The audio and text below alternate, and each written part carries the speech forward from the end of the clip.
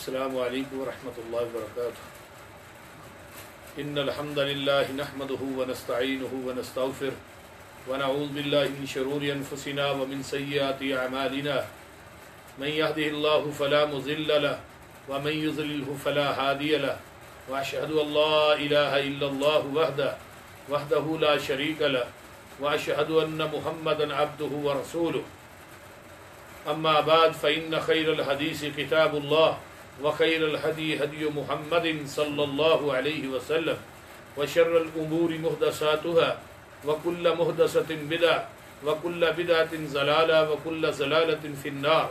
اللهم صل على محمد وعلى ال محمد كما صليت على ابراهيم وعلى ال ابراهيم انك حميد مجيد. اللهم بارك على محمد وعلى ال محمد كما باركت على ابراهيم وعلى ال ابراهيم انك حميد مجيد. رب اشرح لي صدري ويسر لي امري واحلل عقدة من لساني يفقهوا قولي. رب زدني علما سبحانك لا علم لنا الا ما علمتنا انك انت العليم الحكيم. اما بعد فاعوذ بالله السميع العليم من الشيطان الرجيم من همزه ونفخه ونفثه. بسم الله الرحمن الرحيم. قل ان كنتم تحبون الله فاتبعوني يحببكم الله ويغفر لكم ذنوبكم والله غفور رحيم. صدق اللہ العظیم. سامعین حضرات، اللہ پاک کی حمد و ثنا کے بعد درود و سلام امام الحرمین سید الثقلین جناب محمد رسول اللہ صلی اللہ علیہ وآلہ وسلم کی ذات اقدس کے لیے میں نے قرآن کی جس آیت مقدسہ کو آپ کے سامنے تلاوت کیا ہے، اس میں اللہ نے پیغمبر کی اتباع اور آپ کی فرما برداری کا حکم دیا ہے. جو انسان نبی کی اتباع اور آپ کی فرما برداری، آپ کی اطاعت کرتا ہے، اللہ پاک فرما رہے ہیں میں اس انسان کو اپنا محبوب بنا لیتا ہوں اور اس کی زندگی کے سارے گناہوں کو معاف کر دیتا ہوں. ذرا غور سے میری بات کو بڑے کامل استغراق سے سماعت فرمانا. جب گائے اپنے بچے کو جنم دیتی ہے اس کو اردو میں بچڑا کہا جاتا ہے. بچڑے کو اپنی زبان سے چاٹ کے وہ صاف کرتی ہے تو ذمہ دار بھی قریب بیٹھا ہوتا ہے، وہ بھی اس بچڑے کو صاف کرتا ہے. اس کے گلے میں ایک رسی لے کر ڈال دیتا ہے اور اس کو باندھ دیتا ہے. وہ بچڑا اپنے قدموں پہ کھڑا ہوتا ہے، پھر بیٹھ جاتا ہے. لیکن جو چار دیواری ہے نا، اس میں اور بھی کئی قسم کی گائے موجود ہے جو اس بچڑے کی ماں سے زیادہ قیمتی ہیں اور اعلیٰ نسل کی ہیں. لیکن جب ذمہ دار اس گاں کے بچڑے کو چھوڑتا ہے تو وہ سیدھا 100 گاں بھی ہونا، 100 گاں میں سے وہ اپنی ماں کو ڈھونڈ لیتا ہے. وہ سیدھا جاتا ہے تو اپنی ماں کے پاس جاتا ہے، کسی اور گائے کے پاس نہیں جاتا. سیدھا ماں کے پاس جانے کی وجہ سے اس بچڑے کو عربی میں طبیعہ کہتے ہیں، اور طبیعہ سے ہے لفظ اتباع، یعنی وہ سیدھا اپنی ماں کے پاس گیا ہے، کسی اور کے پاس نہیں گیا. تو اس وجہ سے اس بچڑے کو عربی میں طبیعہ کہا جاتا ہے. تو طبیعہ سے لفظ اتباع ہے. تو کائنات میں کلمہ ہر انسان نے نبی علیہ السلام کا پڑھا ہے. جتنے بھی مذاہب ہیں دنیا میں سب نے نبی علیہ السلام کا کلمہ پڑھا ہے. لیکن ہمارے سامنے ہزاروں دروازے موجود ہیں، ہزاروں شخصیات موجود ہیں، بڑے بڑے سید زادے، بڑے بڑے خان زادے، بڑے بڑے صاحب زادے، بڑے بڑے اعلیٰ عہدوں کے مالک اور بڑے بڑے سید زادے گدی نشین ہمارے سامنے موجود ہیں، ہزاروں دروازے موجود ہیں. لیکن کلمہ پڑھنے کے بعد جو صحیح معنوں میں پیغمبر کی رسالت اور آپ کی نبوت کو مانتا ہے، وہ کائنات کی ساری جماعتیں، دنیا کی ساری ذاتیں اور کائنات کے سارے دروازے، دنیا کی ساری شخصیات کو چھوڑ کر وہ سیدھا جائے گا تو محمد کے دروازے پہ جائے گا، جس دروازے پہ لکھا ہے من اطاعنی دخل الجنہ. جس نے میری اطاعت کی وہ ڈائریکٹ جنت میں داخل ہو گیا. تو جنت ملنی ہے تو محمد کے دروازے سے ملنی ہے، کسی امتی کے دروازے سے جنت نہیں ملے گی. اگر جنت ملے گی تو نبی کے دروازے سے ملے گی. اور یہ بات کو تسلیم کر لینا چاہیے کہ کائنات کی سردار پوری دنیا کے رہنما جناب محمد رسول اللہ صلی اللہ علیہ وسلم کی اتباع اور آپ کی اطاعت کا حکم اللہ نے کیوں دیا ہے؟ قرآن میں بیشتر مقامات ایسے ہیں جہاں اللہ نے نبی کی اطاعت اور آپ کی اتباع کا حکم دیا ہے، اور قرآن کے کسی پارے میں اللہ نے یہ نہیں کہا کہ امام ابو حنیفہ کی اتباع کرو رحمت اللہ علیہ، امام شافعی کی اتباع کرو، امام احمد ابن حنبل رحمت اللہ علیہ کی اتباع کرو، یا امام مالک رحمہ اللہ کی اتباع کرو۔ نہیں، قرآن کے پورے قرآن میں اللہ نے اطیعوا اللہ و اطیعوا الرسول کا حکم آیا ہے، اور بلکہ 18ویں پارے میں اللہ نے اکیلے نبی کی اطاعت کا حکم دیا ہے، اقیموا الصلاۃ وآتوا الزکوٰۃ وأطیعوا الرسول لعلکم ترحمون، نماز قائم کرو، زکوٰۃ دو، اور میرے نبی کی اطاعت کرو تاکہ تم پر رحم کیا جائے۔ پیغمبر کی اتباع کیوں کرنی ہے؟ کیونکہ پیغمبر کی زبان نبوت سے جو نکلا ہے وہی دین ہے، وہی ہمارے لیے حق ہے، سچ ہے، پک ہے، لا شک ہے، اس میں کسی قسم کی کوئی گنجائش نہیں ہے، کسی قسم کا کوئی اس میں فریب نہیں ہے۔ جو پیغمبر کی زبان نبوت سے نکل چکا ہے وہی دین ہے، وہی شریعت ہے۔ باقی کائنات میں کسی مولوی، کسی پیر، کسی امام، بڑے سے بڑے مسند والے، بڑے سے بڑے جبے والے کی بات دین نہیں ہو سکتی۔ ہم اس کی بات کو دین ماننے کے لیے تیار ہیں، لیکن اس پہ مور مدینے والے مصطفیٰ کی ہوگی تو ہم اس کو دین ماننے کے لیے تیار ہیں۔ باقی اگر کوئی کہے میری بات دین بن جائے، جب تک اس کی تصدیق آمنہ کے لال کی زبان نبوت سے نہیں ہوگی ہم اس کی بات کو دین ماننے کے لیے تیار نہیں ہے۔ اس میں آپ کو ایک میں مثال دیتا ہوں، حدیث ہے صحیح مسلم کتاب الایمان کی پہلی حدیث ہے۔ اس حدیث کے راوی حضرت عمر بن خطاب رضی اللہ تعالی عنہ ہے۔ وہ فرماتے ہیں ہم مسجد نبوی میں صحابہ اکرام رضوان اللہ علیہم اجمعین تمام صحابہ موجود ہیں۔ باہر سے ایک آدمی آتا ہے، اس نے سفید رنگ کا جو کپڑا ہے وہ پہنا ہوا ہے، سفید رنگ کا سوٹ اس نے اپنے بدن پہ زیب تن کیا ہوا ہے۔ وہ آتا ہے صحابہ کو پھلانگتا ہوا پیغمبر علیہ السلام کے پاس آ کر دو زانو ہو کر بیٹھ جاتا ہے، جس طرح ہم اتحیات کی حالت میں بیٹھتے ہیں۔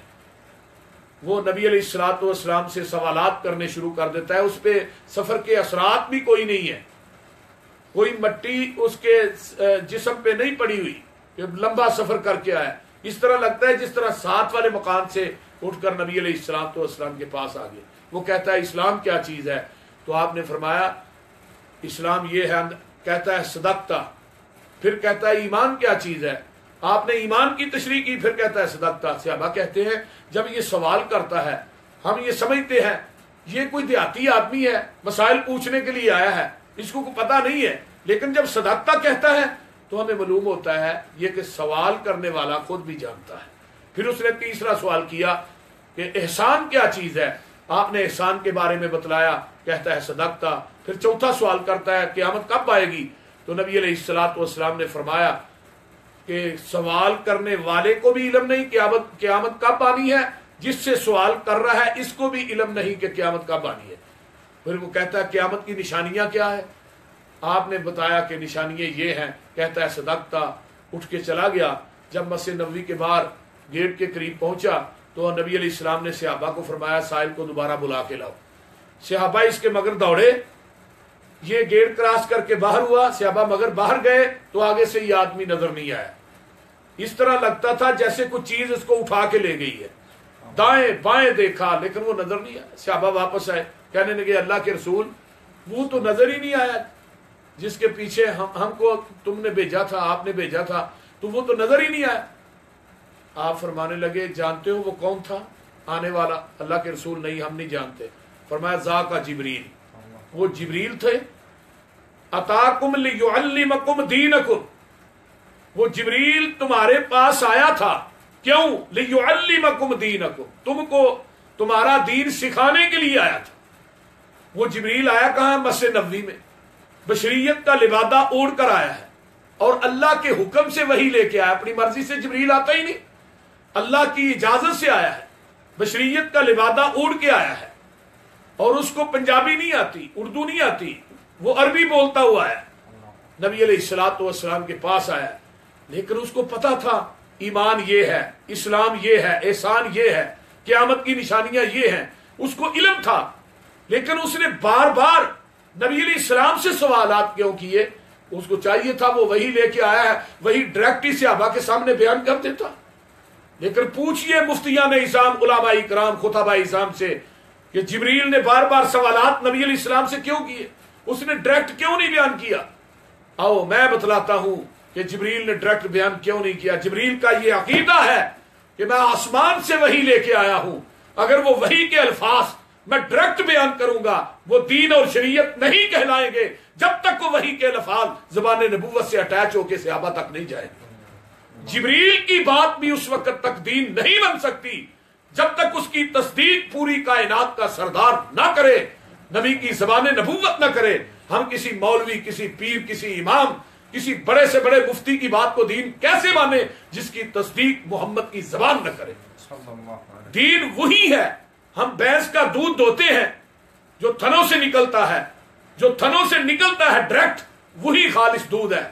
اس میں اگر نیسلے کا پانی مکس کر لیا جائے وہ خالص نہیں رہتا, اس میں زمزم مکس کر لیا تو پھر بھی خالص نہیں رہتا, اس میں ڈیو مرنڈا اگر شامل کر لی جائے وہ خالص نہیں رہتا. دودھ وہی خالص ہے وہ جو بھینس کے تھنوں سے ڈائریکٹ نکلا ہے. دین وہی خالص ہے جو محمد کی زبان نبوت سے ڈائریکٹ نکلا ہے صلی اللہ علیہ وآلہ وسلم. اسی لیے اللہ نے اپنے قرآن میں اعلان کیا ہے قل ان کنتم تحبون اللہ فاتبعونی یحببکم اللہ.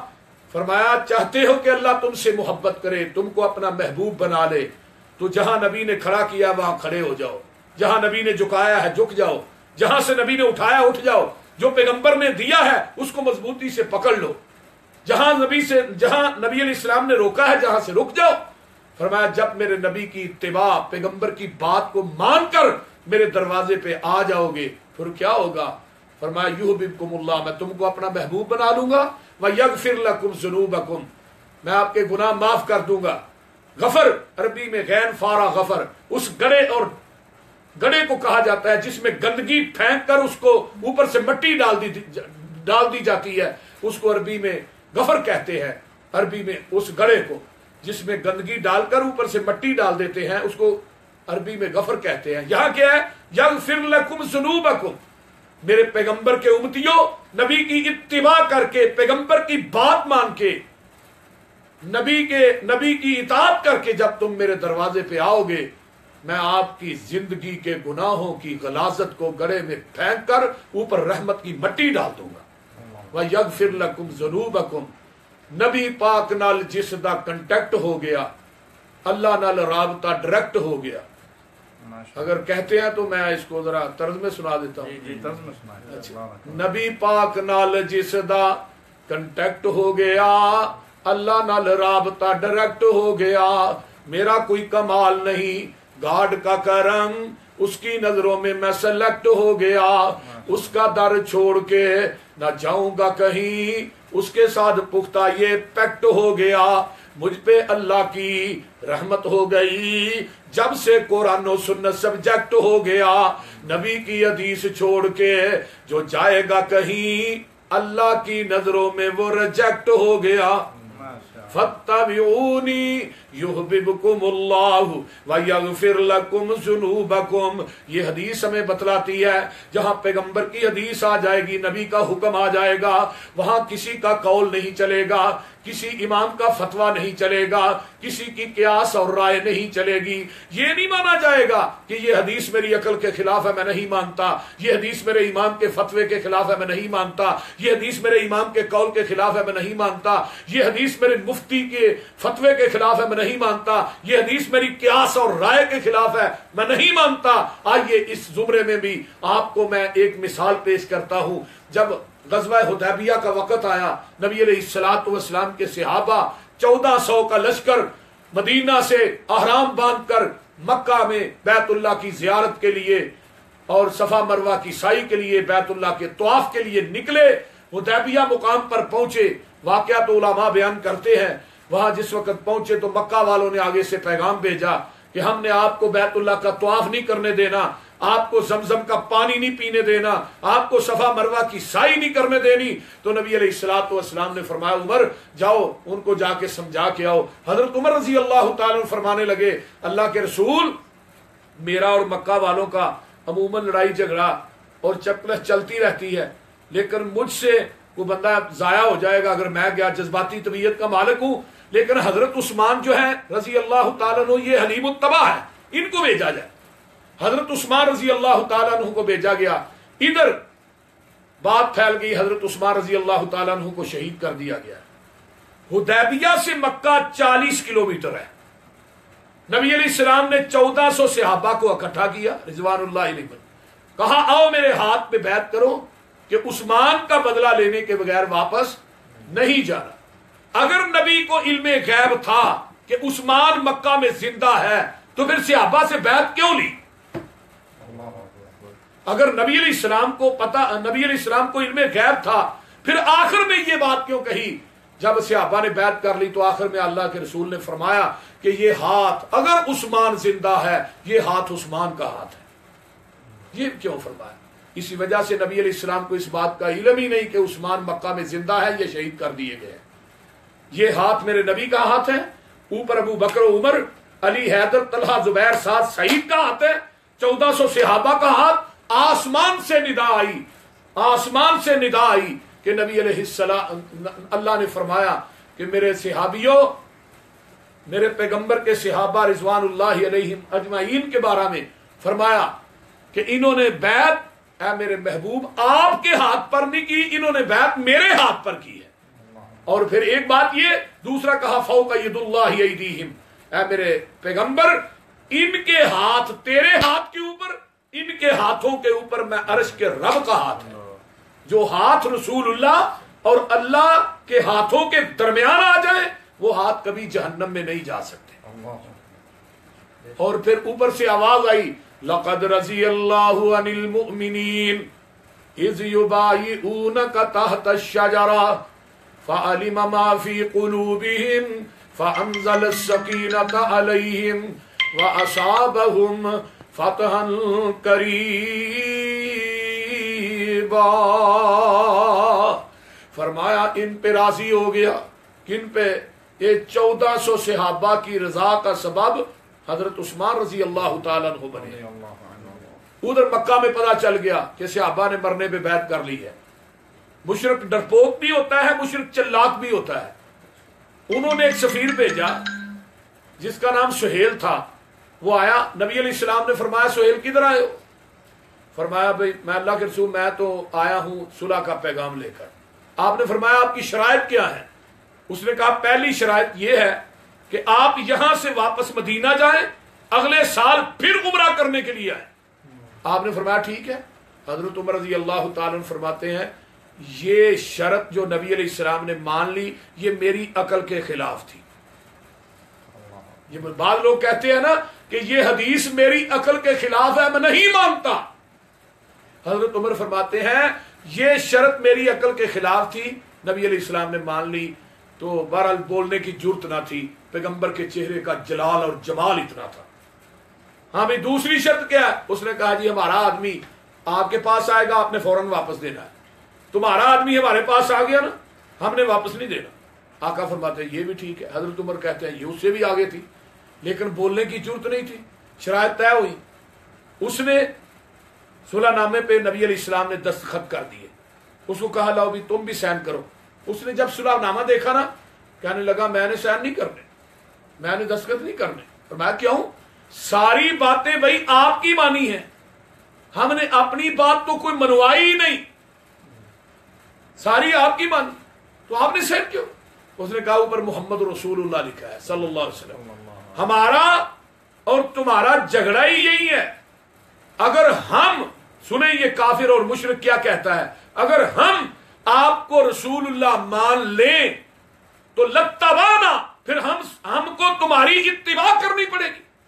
یعنی کافر اور مشرک کو پتا ہے کہ محمد کو رسول اللہ مان لیا، اس کے پیچھے چلنا پڑے گا، لیکن کلمہ گو مسلمان کو نہیں پتا یہ رسول اللہ بھی مانتا ہے تو پیغمبر کی حدیث کی مخالفت بھی کرتا ہے، یہ رسول اللہ بھی مانتا ہے، پیغمبر کی حدیث کو چھوڑ کر اماموں کے قولوں کے پیچھے بھی دوڑتا ہے، دوڑ لگاتا ہے، نبی کو رسول اللہ بھی مانتا ہے، حدیث کے سامنے اماموں کے فتوے بھی پیش کرتا ہے، نبی کو رسول اللہ بھی مانتا ہے، پیغمبر کی حدیث کے سامنے لوگوں کی قیاس اور رائے بھی پیش کر رہا ہے۔ عجیب مسلمان ہے، لیکن وہ کافر اور مشرک کہہ رہے ہیں اگر آپ کو ہم نے رسول اللہ مان لیا لتبانا، پھر آپ کی اتباع کرنی پڑے گی۔ تو نبی علیہ السلام نے حضرت علی رضی اللہ تعالیٰ عنہ کو فرمایا علی اوپر سے محمد رسول اللہ مٹا دو۔ حضرت علی فرمانے لگے میرا ہاتھ کاٹا جائے گا لیکن میں اپنے ہاتھ سے یہ محمد رسول اللہ نہیں مٹا سکتا۔ تو نبی علیہ السلام نے خود اس پہ اپنے ہاتھ سے لکیر چلا دی۔ جب وہ مٹایا اس کے سین ہوئے، صلح ہو گئی۔ حضرت عمر اٹھے سیدھے ابو بکر صدیق کے خیمے میں، بھائی ابو بکر صلح کی کچھ سمجھ آئی ہے آپ کو؟ کیا ہوا ہے؟ یہ ساری باتیں ساری شرائط ان کی مانی، اپنی کو مانی نہیں، منوائی نہیں ان کو۔ چلاؤ دونوں مل کے نا اللہ کے نبی سے بات کرتے ہیں، اللہ کے نبی سے بات کرتے ہیں دونوں مل کے۔ ابو بکر کہنے لگے بھی میں نے بات نہیں کرنی، آپ خود جا کے کر لو۔ فرمایا ابو بکر آپ نے کیوں نہیں کرنی؟ فرمایا میں نے اس لیے نہیں کرنی، فرمایا ہوا رسول اللہ، وہ اللہ کے رسول ہے۔ بھائی مجھ میں اتنی ہمت نہیں ہے کہ میں جا کے اللہ کے رسول کے سامنے بات کروں۔ حضرت عمر دلیر آدمی تھے، سیدھے رسول اللہ کے کہنے کہا صلی اللہ علیہ وسلم کہاں کیسے آئے عمر؟ اللہ کے رسول 2-3 سوالات ہیں اس کا جواب لینا ہے۔ فرمایا ہم حق پہ ہیں، جی حق پہ ہیں۔ وہ مکہ کے کافر، فرمایا اللہ کے رسول، فرمانے لگے وہ باطل پہ ہیں۔ اللہ کے رسول ہم ان کے ساتھ لڑتے ہوئے مر جائیں کہاں جائیں گے؟ فرمایا جنت میں۔ وہ کہاں جائیں گے؟ جہنم میں۔ تو پھر اللہ کے رسول اتنی کمزور ہو کر صلح کرنے کی ضرورت کیا تھی؟ اتنی کمزور ہو کر صلح کرنے کی ضرورت کیا تھی؟ تو نبی علیہ السلام فرمانے لگے انی رسول اللہ صلی اللہ علیہ وسلم۔ جب اتنی بات کہی تو حضرت عمر کہنے لگے ادھر جاتا ہوں وا رسول اللہ، ادھر آتا ہوں انی رسول اللہ۔ آگے سے آقا فرماتے ہیں عمر کان کھول کے میری بات سن لو، یہ صلح میں نے اپنی مرضی سے نہیں کی، میں نے عرش والے کی مرضی سے کی ہے۔ حضرت عمر رضی اللہ تعالیٰ عنہ فرماتے ہیں میرے قدموں سے زمین جو ہے وہ نکل جاتی ہے، زمین اور آسمان کا کلابہ، آسمان کا کلابہ ایک ہو جاتا ہے۔ میں نے کہا عمر تم نے بہت کبیرہ گناہ کیا ہے، بہت بڑا کبیرہ گناہ کہ نبی کی حدیث کے سامنے اپنی قیاس اور رائے کو پیش کرتے رہے ہو، نبی کی حدیث کے سامنے اپنی عقل کو پیش کرتے رہے ہو۔ حضرت عمر فرماتے ہیں پوری زندگی میں نے بڑی بڑی جنگوں میں حصہ لیا، بڑے بڑے غزوات میں جا کر لڑا کہ اللہ حدیبیہ والا میرا وہ گناہ معاف کر دے، جو پیغمبر کی حدیث کے سامنے اپنی عقل قیاس رائے اپنا فتویٰ پیش کرتا رہا ہوں۔ نبی علیہ السلام حضرت عمر کہتے ہیں بڑی بڑی نیکیاں کی لیکن میرا وہ گناہ اللہ معاف کر دے۔ میں یہ بات بیان کرنا چاہتا ہوں، یہی ہمارا مسلک ہے، منہج ہے، دعوت ہے، پیغام ہے پوری کائنات کے لیے، وہ لوگ پوری کائنات کے مسلمانوں کے لیے کہ آؤ ہمارا مسلک نوٹ کیجئے، ہمارا مذہب نوٹ کیجئے، ہمارا عقیدہ نوٹ کیجئے۔ اگر نبی کی حدیث کے سامنے عمر کی قیاس اور رائے نہیں چل سکتی، نبی کی حدیث کے سامنے عمر کی عقل نہیں چل سکتی، تو پھر آج بھی پیغمبر کی حدیث کے سامنے کسی مفتی کا فتویٰ نہیں چل سکتا، کسی کائنات میں کسی کی قیاس اور رائے نہیں چل سکتی، کسی کی عقل نہیں چل سکتی۔ جہاں نبی کی حدیث آ جائے گی وہاں ایک ہی قرآن نے حکم دیا ہے انما کان قول المؤمنین اذا دعوا الی اللہ ورسولہ لیحکم بینہم ان یقولوا سمعنا واطعنا واولئک هم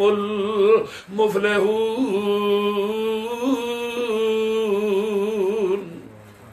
جہاں نبی کی حدیث آ جائے گی ان یقولوا سمعنا واطعنا، اگر نبی کی حدیث کے سامنے عمر کا فتویٰ نہیں چل سکتا، کون عمر جس کے بارے میں حضرت عبداللہ بن مسعود رضی اللہ تعالیٰ عنہ فرمایا تھا جب حضرت عمر کو قبر میں اتارا جا رہا تھا تو حضرت عمر رضی اللہ تعالیٰ عنہ حضرت عبداللہ بن مسعود فرمانے لگے کہ آج اس ہستی کو ہم مٹی میں دفن کر رہے ہیں جس کا علم ایک پلڑے میں ہو، پوری کائنات کا علم دوسرے پلڑے میں ہو، پوری دنیا کا علم مل کر عمر کے علم کا مقابلہ نہیں کر سکتا، جس میں شاہ ولی اللہ نے حجت اللہ میں لکھا ہے قرآن میں 22 مقام ایسے ہیں جو رائے زمین پہ عمر نے دی، آسمان سے قرآن بن کر محمد کے قلب اطہر پہ نازل ہوئے۔ تو یہی ہمارا پیغام منہج ہے کہ جہاں نبی کی حدیث آ جائے گی کسی مفتی کا قول نہیں چلے گا، فتویٰ نہیں چلے گا، قیاس رائے نہیں چلے گی، عقل نہیں چلے گی۔